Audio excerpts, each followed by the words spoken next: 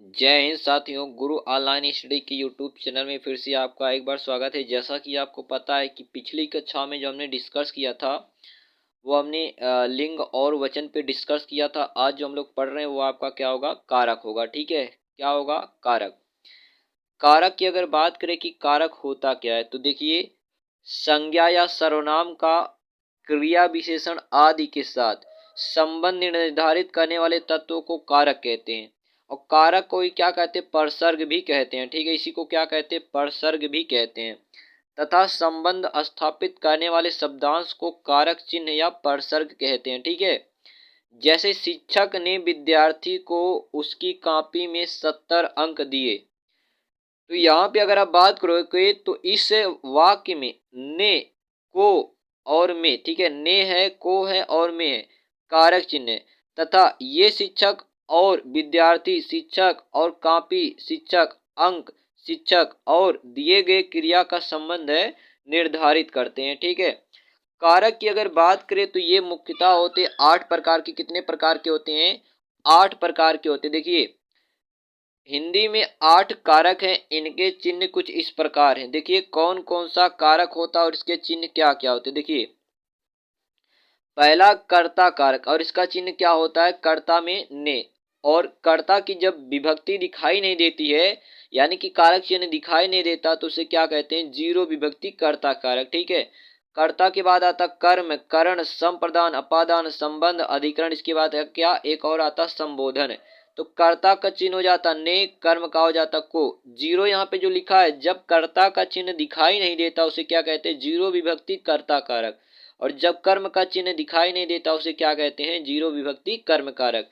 कारण का होता है से के द्वारा, संप्रदान का होता है को के लिए, अपादान होता है से अलग। ठीक है, कारण में देखिएगा से आता है, ये लगाव के लिए, अपादान में से आता है अलगाव के लिए। संबंध की बात करें, ध्यान देना, क्या संबंध, संबंध का चिन्ह है का, के, की, रा, रे, री, और एक होता है ना, ने, नी होता है। अधिकरण की बात करें तो ध्यान देना, में, पे, पर, के नीचे, के ऊपर आदि ऐसे आता है।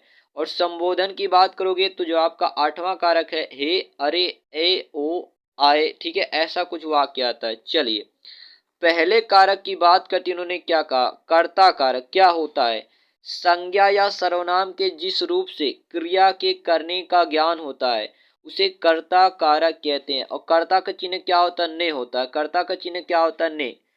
चलिए हम लोग क्या कहते हैं, ध्यान देना, इसको एग्जाम्पल के तौर पे समझते, ध्यान देना बढ़िया से। कर्ता कारक है क्या, इसके चिन्ह जीरो, शून्य और ने है। ठीक है, कर्ता का चिन्ह क्या होता है, शून्य होता है और ने होता है। जैसे ममता ने गाना गाया। ठीक है, ममता ने गाना गाया, तो यहाँ पे आप देखिएगा ने आया ना, क्या आया है, ने आया है। तो कौन सा कारक होगा, कर्ता कारक। अब यहाँ पे देखिएगा आलोक पढ़ता है, तो आलोक पढ़ता है, यहाँ पे ने नहीं आया है, तो यहाँ पे कर्ता की विभक्ति क्या हो जाएगी, शून्य वाली हो जाएगी। ठीक है, गाय चरती है, तो गाय चरती है, तो यहाँ पे ने नहीं आया है, तो यहाँ पे कौन सा होगा, तो कर्ता कारक का शून्य विभक्ति होगा। चलिए दूसरे कारक की बात करते हैं, तो दूसरा कारक क्या है, कर्म कारक है। क्या है, कर्म कारक है। अगर इसकी बात करोगे आप, तो संज्ञा या सर्वनाम के जिस रूप पर क्रिया का प्रभाव पड़ता उसे कर्म कारक कहते हैं। ठीक है, यानी कि जो संज्ञा होता है या सर्वनाम होता है, जो भी काम करता है और काम करने का प्रभाव जिस पे पड़ता है वो क्या होता है, कर्म कारक।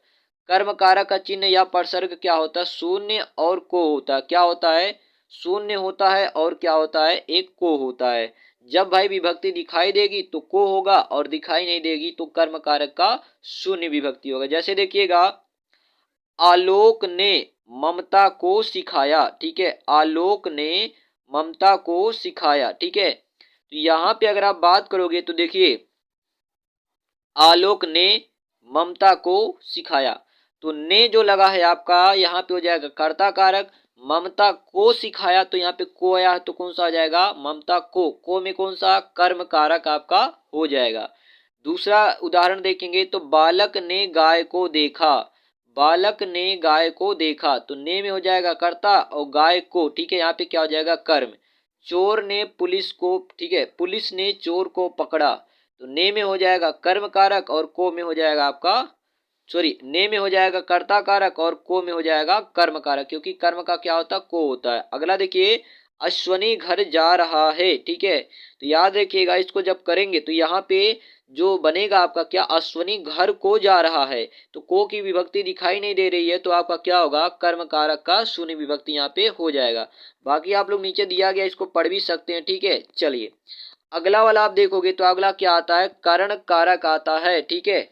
जिसके द्वारा या जिस साधन से कोई क्रिया पूरी की जाती है उस संज्ञा को करण कारक कहते हैं। इस कारक के चिन्ह से कौन कौन से होते हैं, इसके चिन्ह कौन कौन से होते हैं, तो याद रखिएगा से और के द्वारा और के लिए है, ठीक है। जैसे राम ने, ठीक है, कलम से पत्र लिखा, तो भाई क्रिया जिस माध्यम से हो रहा है, कौन से आधार है, तो से यहाँ पे आया है, तो से भी कौन सा आ जाएगा, कारण। ने आया क्या होगा, कर्ता होगा, ठीक है। ने आया तो कौन सा होगा आपका, कर्ता वाला हो जाएगा, ठीक है। चलिए तो यहाँ पे आप देखिएगा, पेन थोड़ा छोटा कर ले, ठीक है। चलिए तो यहाँ पे जो ने आया यहाँ पे क्या हो जाएगा आपका कर्ता, और जो से आया यहाँ पे क्या हो जाएगा आपका, तो याद रखिएगा करण हो जाएगा, ठीक है। चलिए दूसरे एग्जाम्पल की बात करते, दूसरे एग्जाम्पल में इन्होंने क्या कहा, ध्यान देना, इन्होंने कहा पत्र को लड़के के द्वारा भेजा गया, तो के द्वारा, देखिए यहाँ पे के द्वारा आया रहा ना, के द्वारा, पत्र को लड़के के द्वारा, तो के द्वारा आया तो करण, ठीक है, करण का मतलब लगाव, और यहाँ पे को आया तो को क्या होगा, तो होगा कर्ता कारक, ठीक है। अगला एग्जाम्पल की अगर आप बात करोगे तो इन्होंने क्या कहा, ध्यान देना, पत्र अध्यापक के लिए लिखा गया, तो याद रखिए यहाँ भी आज आपका क्या हो जाएगा, करण कारक हो जाएगा, ठीक है। चलिए तो आगे बात करते कर्ता कर्म करण, अगला जो आपका आता है संप्रदान कारक, कौन सा आता है, संप्रदान कारक। तो देखिएगा जिसके लिए कोई क्रिया की जाती है, ठीक है, जिसके लिए कोई क्रिया की जाती है या कुछ दिया जाता है वह संप्रदान कारक होता है, ठीक है। इसका चिन्ह क्या होता है, के लिए होता है, चिन्ह क्या होता है इसका, के लिए होता है। इसमें कभी कभी को भी प्रयोग में ले लेते हैं, किंतु तब उसका अर्थ के लिए ही होता है। जैसे हमने एग्जाम्पल कह दिया कि भाई दीपक अजय के लिए, ठीक है, यहाँ पे देखिए के लिए आया है, तो दीपक अजय के लिए पुस्तक खरीदता है, तो यहाँ पे हो जाएगा संप्रदान। बच्चे खेलने के लिए पार्क गए हैं, ठीक है, तो के लिए आया।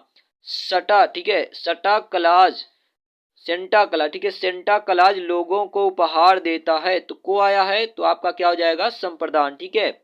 राजा ने निर्धनों को कंबल दिया, तो को आया है, तो क्या हो जाएगा, संप्रदान, यानी कि को का प्रयोग अगर किस देने के लिए होता है तो संप्रदान कारक आपका हो जाएगा। चलिए संप्रदान के बाद हम लोग बात करते हैं क्या आता है, अपादान कारक, क्या आता है, अपादान कारक आपका होता है। आगे बात करते देखिए, अपादान का अर्थ अलगाव से, ठीक है, जिस संज्ञा या सर्वनाम से किसी वस्तु के अलग होने का, ठीक है, अलग होने का ज्ञान हो या अलगाव का बोध, वहां क्या होता, अपादान कारक होता है, ठीक है। इसका चिन्ह क्या होता है, से, ठीक है, से होता है, और करण में जो से होता वो लगाव के लिए होता, अपादान में जो से होता वो क्या होता, अलगाव के लिए होता, ठीक है। एग्जाम्पल देखते हैं, जैसे देखिए एग्जाम्पल के तौर पे पेड़ से फल गिरता है, पेड़ से फल गिरता, तो यहाँ पे से आया है, तो जो फल है ये पेड़ से अलग हो रहा है, तो यहाँ पे से क्या हो जाएगा, अपादान कारक हो जाएगा, क्या हो जाएगा, अपादान।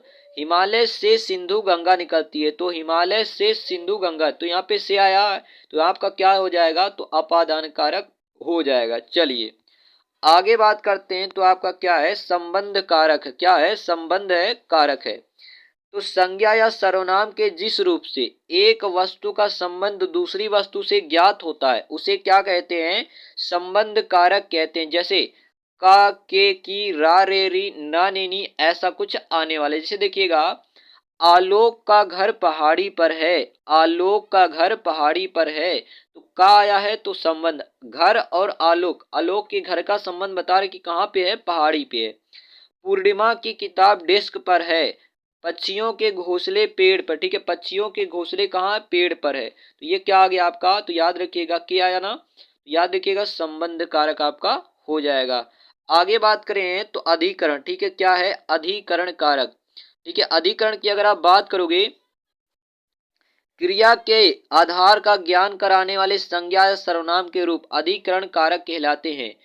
इसका जो चिन्ह होता पर आएगा, में आएगा, ठीक है, में पे पर, के नीचे, के ऊपर, के भीतर, ऐसा कुछ आता है, ठीक है। तो अगर इसमें बात करते तो ध्यान देना, जैसे घोंसले में अंडे हैं, ठीक है, घोंसले में अंडे, तो अंडे कहाँ है, घोंसले में, तो स्थान का पता बता रहा है। घर पर बच्चे हैं, तो पर, बच्चे कहाँ है, घर पर, स्थान का बता रहा है। सड़क पर रिक्शा है, तो पर आया, तो रिक्शा कहाँ है, सड़क पर, स्थान बता रहा ना। तो याद रखिएगा संज्ञा या सर्वनाम के रूप जिससे ध्यान देना स्थान का पता बताएगा कि भाई क्रिया के आधार का, ठीक है, क्रिया के आधार का ज्ञान कराने वाले संज्ञा या सर्वनाम के रूप अधिकरण कहलाते हैं। तो याद रखिएगा में पे पर, ठीक है, अधिकरण में आएगा। चलिए लास्ट की बात करते तो आपका क्या है, संबोधन। क्या है, संबोधन।